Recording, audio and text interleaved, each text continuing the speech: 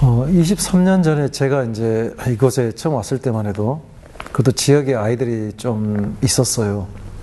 우리 지금 제가 관여하고 있는 학교만 해도 그때 아이들이 한 160명 정도, 이 정도 모였으니까.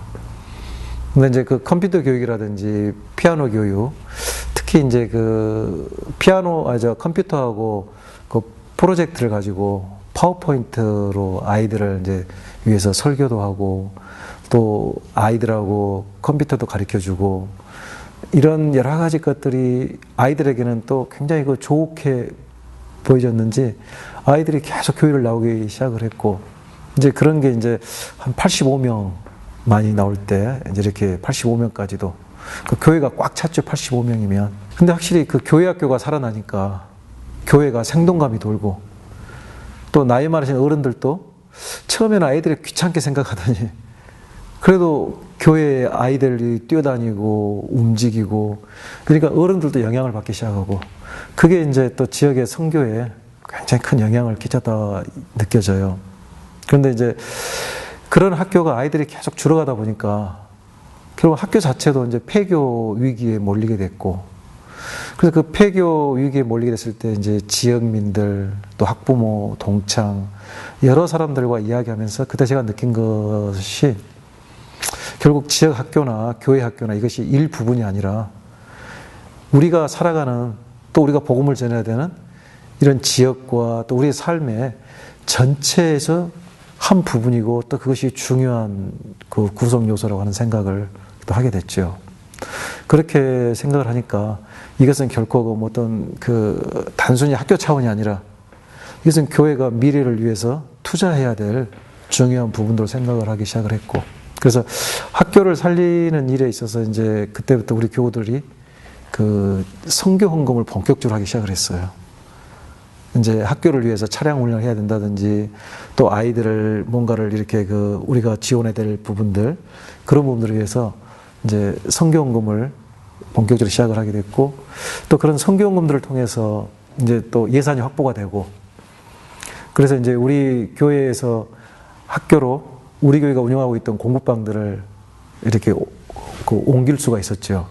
특히 학부모들이 교회가 하고 있던 공부방을 학교로 옮겨달라고 요청이 아주 강렬했고 왜냐하면 통폐합이 되다 보니까 모든 예산이 끊겨져 가지고 학교는 인건비만 나오는 그런 상황이었고 방과 후 학교를 운영할 수 있는 형편이 안 됐기 때문에 그래서 이제 교회가 하고 있던 그 공부방을 학교로 옮기면서 또 자연스럽게 아이들을 집에까지 또 태워줄 수 있는 그 차량 운행도 요청이 들어왔고 결국 차량 운행은 또 할 수 있는 사람이 또 목사밖에 없는 상황. 그래서 제가 이제 그 일을 맡아서 또 하다 보니까 이제 아침, 저녁. 그래서 아침에는 한 1시간 정도 운행을 하고요. 오후에는 1시간 반 정도 운행을 합니다. 이제 오후에 1시간 30분이 더 늘어나는 것은 이제 아이들을 집에 데려다 주면서 이제 그 아이들과 바닷가에서 좀 같이 좀 이렇게 노는 시간인데 사실 그게 이제 실질적인 교회학교 활동 시간이에요. 이제 그 아이들은 논다, 목사님이 우리하고 놀아준다 생각이 드는데 저는 이제 뭐냐면은 그 아이들은 교회하고 너무 거리가 머니까 주일날 교회로 나오기가 어렵잖아요. 그러니까는 이제 제가 주중에 그 아이들을 위해서 교회학교 운영을 하는 거죠.